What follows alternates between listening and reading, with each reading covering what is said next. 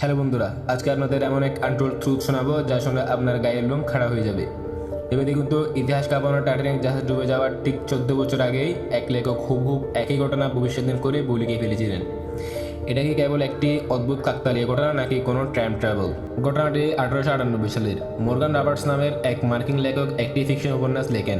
গল্পের মূল বিষয়বস্তু ছিল পৃথিবীর ইতিহাসের সবচেয়ে বড় এক বিলাসবহুল জাহাজ তার প্রথম যাত্রাতে বরফের পাহাড়ের সাথে ধাক্কা খেয়ে সমুদ্রের অতলে তলিয়ে যায়। এবার আসুন আসল টুইস্টে। বইতে লেখক সেই কাল্পনিক জাহাজের নাম রেখেছিলেন টাইটান। আর ঠিক 14 বছর পর 1912 সালে বাস্তব যখন সত্যি সত্যি টাইটানিক তৈরি হলো, তখন লেখক রবার্টসনের সেই গল্পের কাল্পনিক সব তথ্য অক্ষর অক্ষরে মিলে যায়।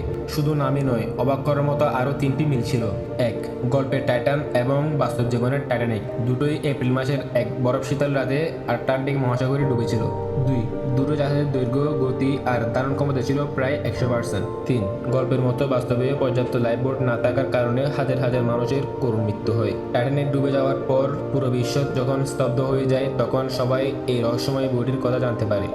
অনেকে মনে করেন এই লেখক হয়তো কোনো অলৌকিক ক্ষমতার মাধ্যমে ভবিষ্যৎ দেখে ফেলেছিলেন, আবার অনেকে বলেন এটা এক ভয়ানক অভিশাপ। আপনার কি মনে হয়, লেখক কি সত্যি ভবিষ্যৎ দেখে ফেলেছিলেন নাকি এটা নিজেও একটা কাকতালীয় ঘটনা? আপনার মনোভাবনা কমেন্ট বক্সে জানান। ধন্যবাদ।